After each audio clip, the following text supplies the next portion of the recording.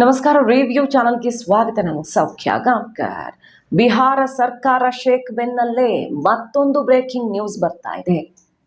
ಇನ್ನೊಂದು ಸರ್ಕಾರವನ್ನ ಬೀಳಿಸೋದಕ್ಕೆ BJP try ಮಾಡ್ತಿದ್ಯಾ? ಹಾಗಾದ್ರೆ ಇದು ಸ್ವತಃ ಮುಖ್ಯಮಂತ್ರಿನೇ ಕೊಡ್ತಾ ಇರುವಂತಹ ಸ್ಟೇಟ್ಮೆಂಟ್. ಸೀಕ್ರೆಟ್ ಮೀಟಿಂಗ್ನ ಸುಳಿವು ಸಿಕ್ಕಿದೆಯಂತೆ, ರಿಪೋರ್ಟ್ ಸೇರಿದೆಯಂತೆ, ಗುಪ್ತಚರ ಮಾಹಿತಿ ಕೈ ಸೇರಿದೆಯಂತೆ.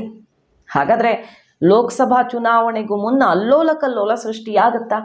ಸಿಎಂ ಕೊಡ್ತಿರೋ ಇನ್ಫಾರ್ಮೇಷನ್ ನಿಜವೇ ಆಗಿದ್ರೆ ಮಾಹಿತಿ ಮುಂದೆ ಇಡ್ತಾ ಇದೀವಿ. ಮಿಸ್ ಮಾಡಿದ್ರೆ ನಮ್ಮ ಚಾನಲ್ನ ಸಬ್ಸ್ಕ್ರೈಬ್ ಮಾಡಿ, ಹಾಗೆ ನಿಮ್ಮ ಅಭಿಪ್ರಾಯ ಕಮೆಂಟ್ ಮಾಡಿ ತಿಳಿಸಿ. ಎಸ್ ವೀಕ್ಷಕರೇ, ನಿತೀಶ್ ಕುಮಾರ್ ಅವರು ಯಾವುದೇ ಕ್ಷಣದಲ್ಲಿ ರಾಜೀನಾಮೆಯನ್ನು ಕೊಡಬಹುದು. ಬಿಜೆಪಿ ಜೊತೆಗೆ ಸೇರೋದಕ್ಕೆ, NDA ತೆಕ್ಕೆಗೆ ಬೀಳೋದಕ್ಕೆ ಎಲ್ಲ ಮಾತುಕತೆ ಫೈನಲ್ ಆಗಿದೆ. ಕೈಕೂಟಕ್ಕೆ ಮತ್ತೊಂದು ಬಿಗ್ ಶಾಕ್. ಕಾಂಗ್ರೆಸ್ RJDಗೆ ಬೆನ್ನು ತೋರಿಸಿ ಹೊರಟೇ ಬಿಟ್ಟಿದ್ದಾರೆ ನಿತೀಶ್ ಕುಮಾರ್. ಅದರ ಬೆನ್ನಲ್ಲೇ ಮತ್ತೊಂದು ಮಹಾ ಆಪರೇಷನ್ಗೆ ವೇದಿಕೆ ಸಜ್ಜಾಗ್ತಿದೆಯಾ? ಹಾಗಾದರೆ ಇದು ಎಷ್ಟರ ಮಟ್ಟಿಗೆ ಸತ್ಯ ಅನ್ನೋದು ಗೊತ್ತಿಲ್ಲ. ಸ್ವತಃ ಮುಖ್ಯಮಂತ್ರಿಗಳೇ ಹೇಳ್ತಾ ಇರುವಂತಹ ವಿಚಾರ ಇದು. 7 ಜನ ಶಾಸಕರಿಗೆ 25 ಕೋಟಿ ಆಫರ್ ಕೊಟ್ಟಿದ್ದಾರೆ ಅಂತ. ಬೇರೆ ಯಾವ ಸರ್ಕಾರನೂ ಅಲ್ಲ, ಆಮ್ ಆದ್ಮಿ ಸರ್ಕಾರ. ಡೆಲ್ಲಿಲಿ ಕೇಜ್ರಿವಾಲ್ ಅವ್ರನ್ನ ಜೈಲಿಗೆ ಕಳಿಸಿ ಅಲ್ಲಿ ಸರ್ಕಾರವನ್ನು ಸ್ಥಿರ ಮಾಡೋದಕ್ಕೆ ಬಿಗ್ ಪ್ಲ್ಯಾನ್ ಒಂದು ರೆಡಿ ಆಗಿದೆಯಂತೆ. ಇದು ಸ್ವತಃ ಕೇಜ್ರಿವಾಲ್ ಅವರು ಹೇಳ್ತಾ ಇರೋದು.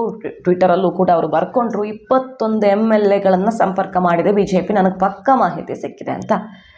ಅವ್ರ ಜೊತೆ ಮಾತುಕತೆ ನಡೆಸ್ತಿದ್ದಾರೆ. ಆ ಪೈಕಿ 7 ಜನಕ್ಕೆ ಈಗಾಗಲೇ 25 ಕೋಟಿ ಆಫರು ಕೊಟ್ಟಿದ್ದಾರೆ. ನಮ್ಮ ಜೊತೆಗೆ ದೇವರಿದ್ದಾನೆ, ನಮ್ಮ ಜೊತೆಗೆ ಜನ ಇದ್ದಾರೆ. ಆಮ್ ಆದ್ಮಿ ಪಕ್ಷ ಟಚ್ ಮಾಡೋಕ್ಕೂ ಆಗಲ್ಲ, ಸರ್ಕಾರ ಅಸ್ಥಿರ ಮಾಡುವಂಥ ಕನಸು ಕಾಣಬೇಡಿ ಬಿಜೆಪಿ ಅವರೇ ಅಂತ ವಾಗ್ದಾಳಿ ನಡೆಸಿದ್ದಾರೆ.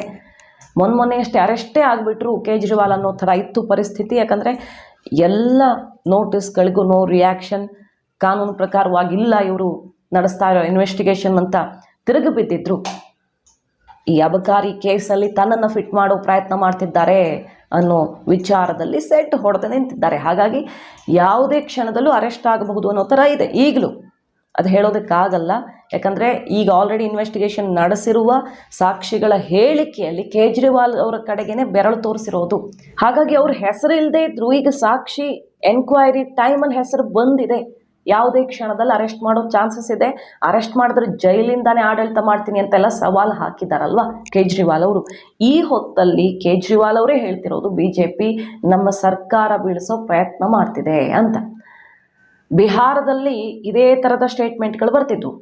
ಆಗಾಗ 40 ಶಾಸಕರು ಬರ್ತಾರೆ, 20 ಶಾಸಕರು ಬರ್ತಾರೆ ಅಂತ. ಕೊನೆಗೆ ಇಲ್ಲಿಗೆ ಬಂದು ನಿಂತಿದೆ. ಈಗ ಖುದ್ದು ಆಮ್ ಆದ್ಮಿ ಪಕ್ಷದ ನಾಯಕ ಡೆಲ್ಲಿ CM ಹೇಳ್ತಿದ್ದಾರೆ ಆಪರೇಷನ್ ಕಮಲದ ಪ್ರಯತ್ನ ಆಗ್ತಿದೆ ಅಂತ.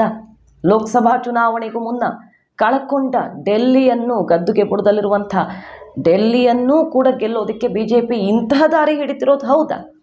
ಕಾದ್ ನೋಡೋಣ. ಕೇಜ್ರಿವಾಲ್ ಅವರ ಗಂಭೀರ ಆರೋಪ ಇದು. ಬಿಜೆಪಿ ಯಾವ ರೀತಿ ತಿರುಗೇಟು ಕೊಡುತ್ತೆ? ಮಾಹಿತಿ ನಿಮ್ಗೆ ಇಷ್ಟ ಆಗಿದ್ರೆ ಮಿಸ್ ಮಾಡಿದ್ರೆ ನಮ್ಮ ಚಾನಲ್ನ ಸಬ್ಸ್ಕ್ರೈಬ್ ಮಾಡಿ, ಹಾಗೆ ನಿಮ್ಮ ಅಭಿಪ್ರಾಯ ಕಮೆಂಟ್ ಮಾಡಿ ತಿಳಿಸಿ. Thank you.